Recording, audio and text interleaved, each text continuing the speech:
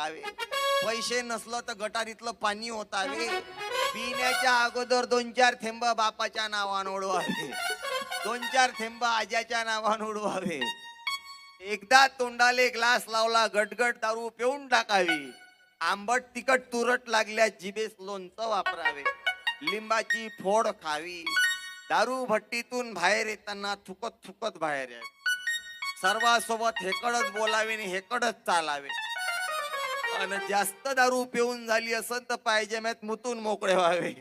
याला 100% दारुड्या म्हणतात. असं कुठं पुस्तक आहे काय? एवढ्याच्या नांदी कोण लागत नाही. तसं तर या तुमच्या सुरत मध्ये कोणीच दारू पित नाही, कारण ड्राय स्टेट आहे, दारू भेटतच नाही ना, दारू बंदी आहे ना. एकही जण दारू पित नाही ना या सुरत मध्ये. ममतावाडीत तर कोणीच पित नाही. सुरत मध्ये भली पेत असतील पण ममतावाडीत कोणी दारू पित नाही.